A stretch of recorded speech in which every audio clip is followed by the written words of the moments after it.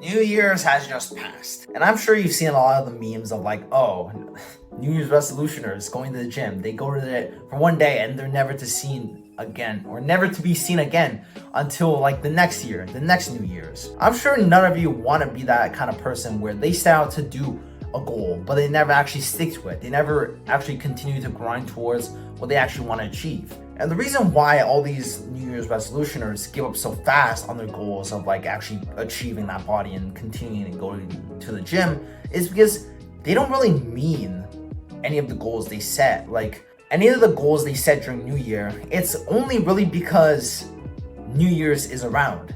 If New Year's wasn't here, they wouldn't be making that goal at all. And it's just because of the social norms that it's normal to set these goals during New Year's is the only reason why they even go to the gym for one time. So you have to make sure that these goals are something that you're serious about. Don't joke around with this stuff and take yourself very seriously when it's New Year's and you say, I want to achieve 5K subscribers by the next year, or I want to bulk up like a good 20 pounds or lose a good 20 pounds by the next month. Be serious about that goal and set some consequences for yourself. That's the one thing you have to do.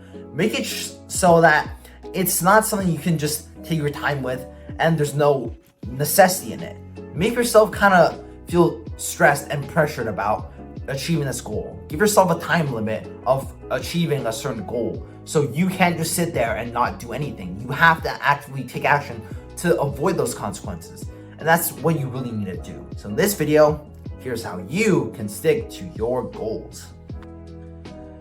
This shit right here is what I have to fucking bike in, bro. Finally snowing, but goddamn.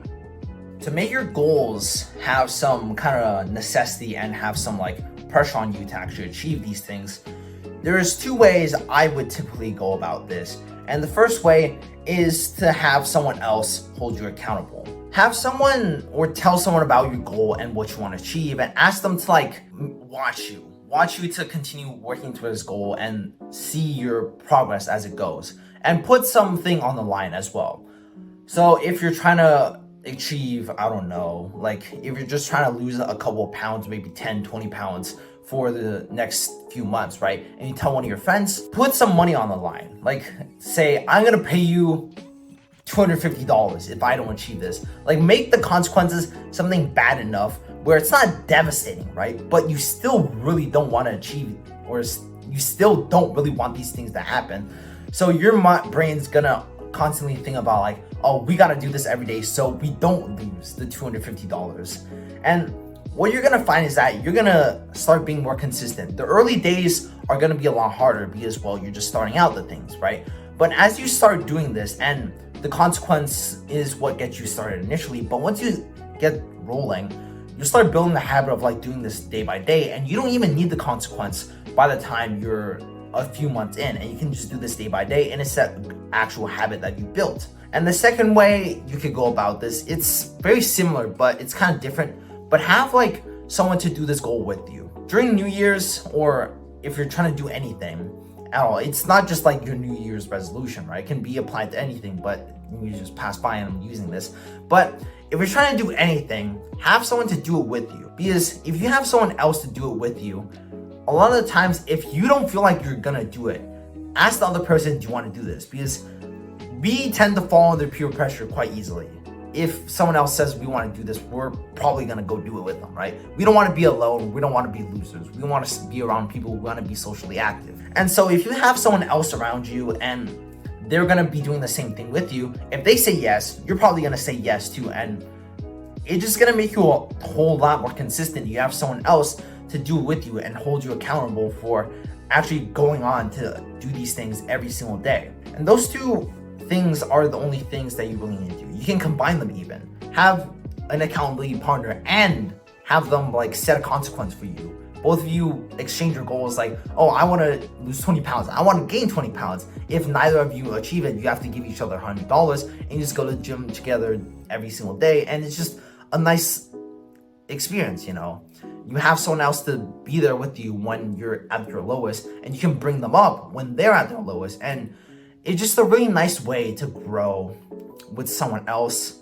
And that's the thing I think a lot of people are missing with trying to achieve their goals. they try and do it solo. They try and do it on their own, but you're never gonna get that far on your own. You need people to help you. You need help.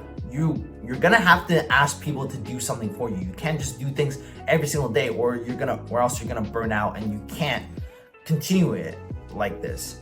Like for me, initially I started going to the gym myself, and I'm gonna say I'm kind of a different case because I managed to keep going to the gym every single day, but I still had people there to help me, people there to motivate me, which was like my mom, my friends. They were saying like, oh, you're losing weight, and that just felt good. It made me realize that what I'm doing is actually worthwhile, something that's good. So have someone there to help you when you're at your lowest.